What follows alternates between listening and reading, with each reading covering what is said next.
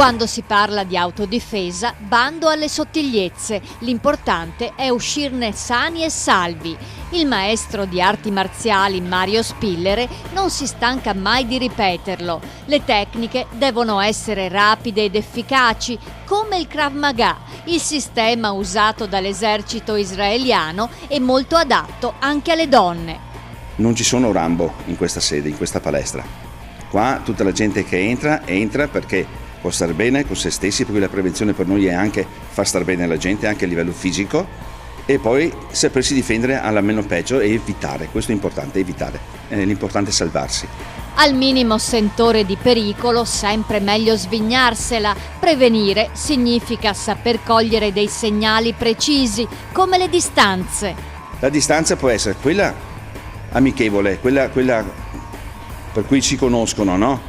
Poi c'è una distanza sociale che devono ben capire, per cui vengono da vicino e si danno la mano. Poi c'è la distanza invece di comunicazione che non conosco la persona.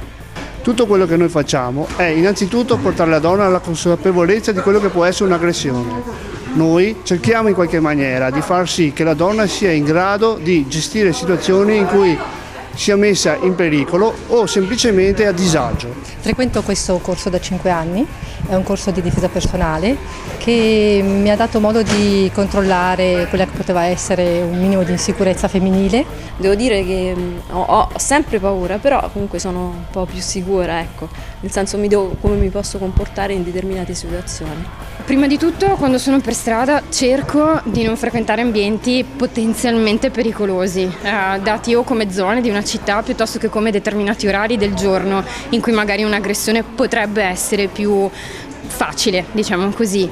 Nel momento in cui mi trovo in condizioni di rischio, fondamentalmente io cerco di guardarmi attorno senza essere esageratamente sospettosa, però cerco di valutare l'ambiente che è attorno a me per cercare di prevenire un'eventuale aggressione. In caso di aggressione non è facile mantenersi lucidi. La violenza inaspettata spesso paralizza muscoli e cervello. Un aumento del battito cardiaco, la circolazione che comincia ad andare su, accelerazione del respiro, aumento di pressione, i muscoli del corpo si contraggono, diventano duri, i muscoli del viso si irrigidiscono, le pupille si dilatano, la sudorazione si fa abbondante, ok? Per cui riesce lei a fare una difesa personale? Forse è meglio parlare di prevenzione prima della difesa. Conforta comunque sapere che anche una ragazza mingherlina può farcela. Una bella ginocchiata ai genitali e un braccio attorno al collo possono mettere a tappeto anche un gigante. Esempio, come abbiamo visto prima, se uno viene soffocato, preso o quant'altro, abbiamo gli occhi, abbiamo il naso, abbiamo la gola e abbiamo i genitali. Queste sono 4 tecniche importanti per scappare sicuramente, può essere grande e grosso, ma i punti sensibili sono punti sensibili. Ma il consiglio più facile da mettere in pratica è di tenere in tasca qualcosa da impugnare come un'arma. Oggetti che può essere per esempio un portachiave comune, ma questo diventa un moltiplicatore di forza.